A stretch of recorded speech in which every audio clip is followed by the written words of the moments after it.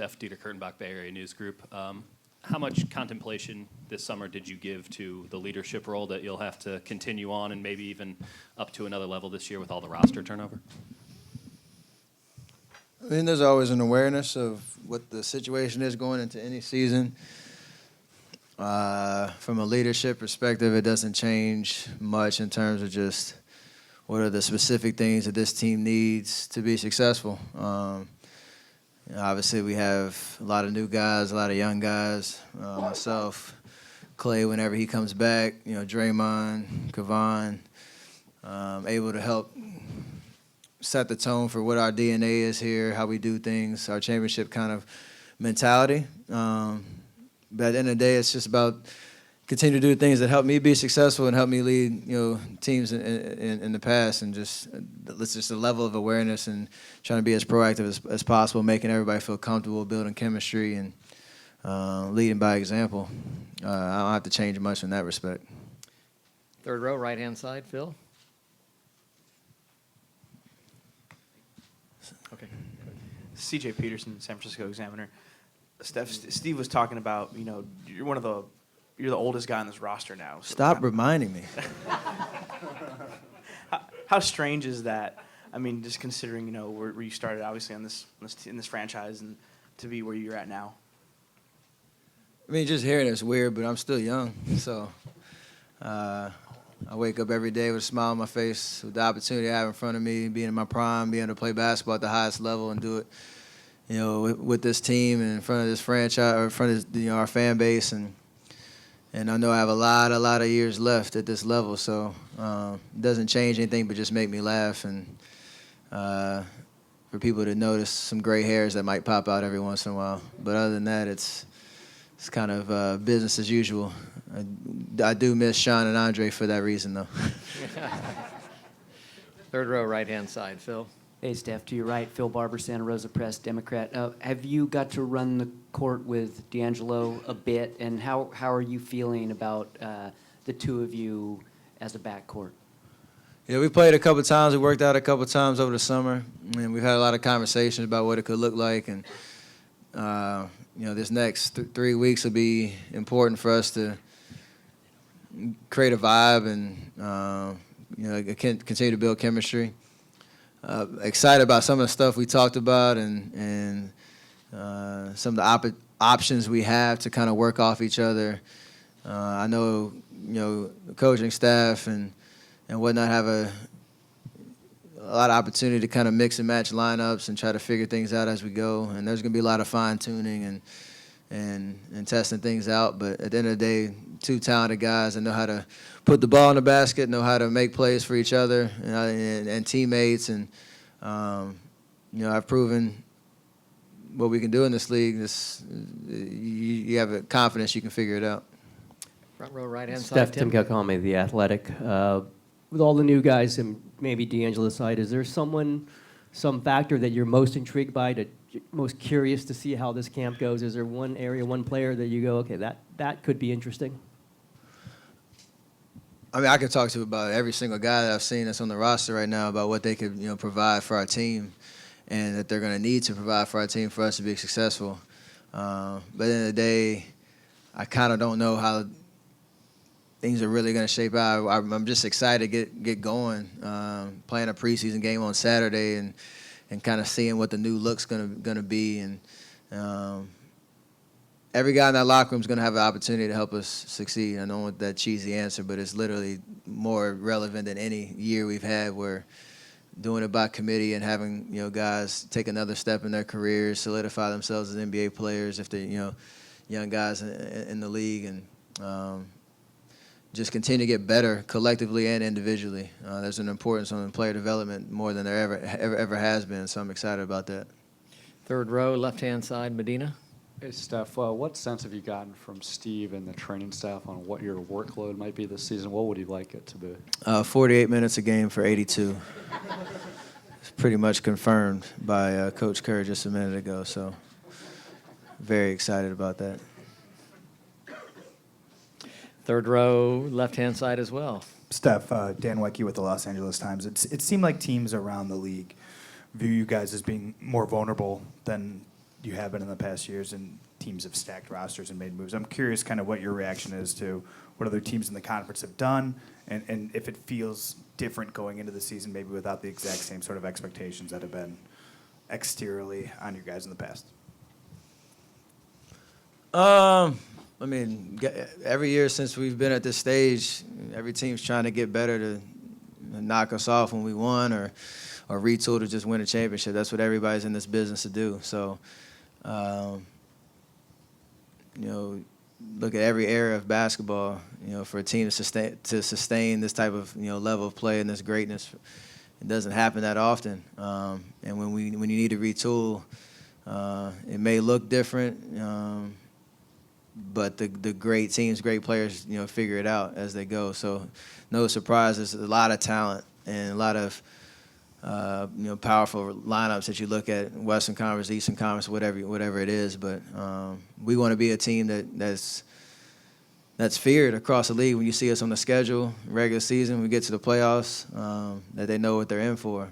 It doesn't mean that people are going to say we're the greatest or pick us as favorites or whatnot, but you know who those teams are, and we're going to be one of them. Second row, right-hand side, Ann. Steph Ann Killian with the San Francisco Chronicle. Steve called this building a metaphor for the new season and kind of all the unknowns. I'm just wondering personally, is that exciting to you? With, you know, for 4 years you guys have been chasing the championship and with a lot of knowns and a lot of expectations. What's the feel for you in the new building, new season, so many unknowns? Yeah, even being in this room is like weird. I haven't gone through a certain routine for me for 10 years, and knowing this move was coming, you kind of had to just go through a couple days, weeks, months, and just kind of get used to the new surroundings and the new settings and new routines. As a team, for me, I've just been thinking about how this building is going to create an opportunity for us to kind of walk into a new era.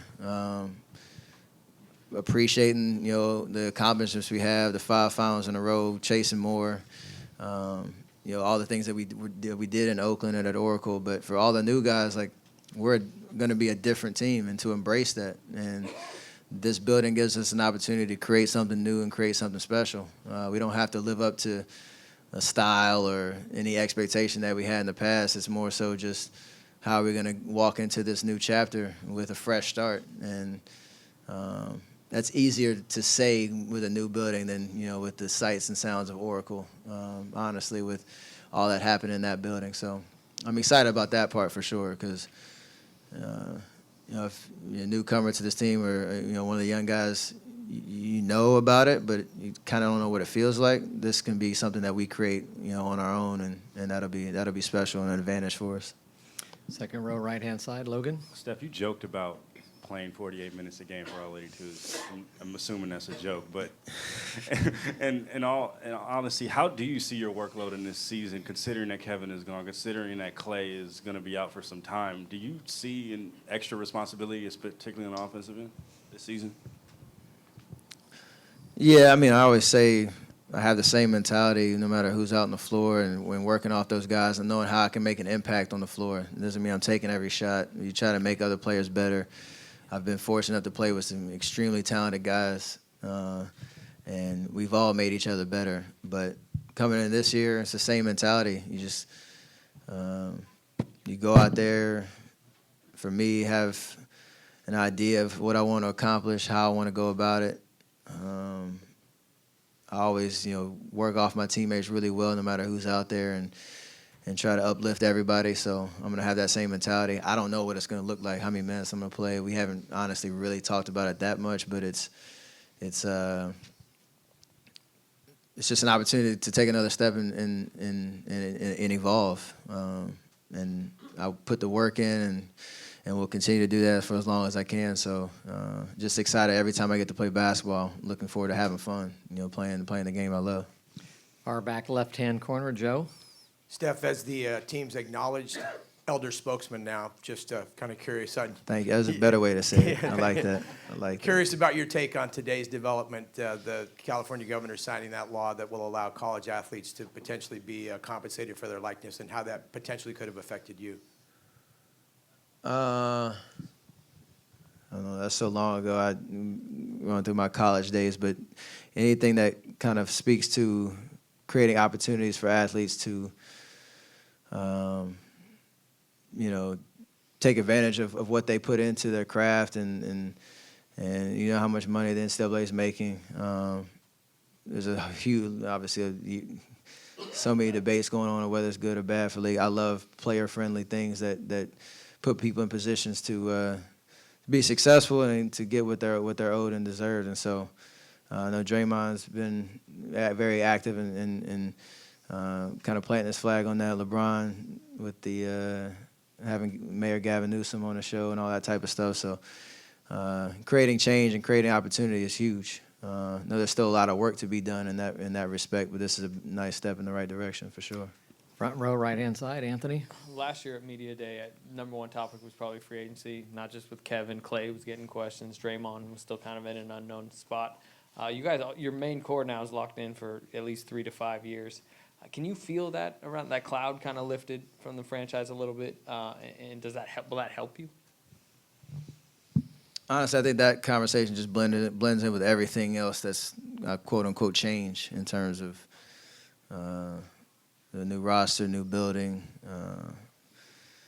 What happened at the end of last year in the finals. So for us, yeah, it's nice, and we talked about it a little bit, in between our groups or over the summer of how cool it is for especially me, Clay, and Draymond to have been the young guys at one point, and now we are how'd you say it? Elder spokesmen that are now kind of leading the charge and locked in for the foreseeable future to kind of reshape what we want to accomplish and how we want to go about it. So there's a level of just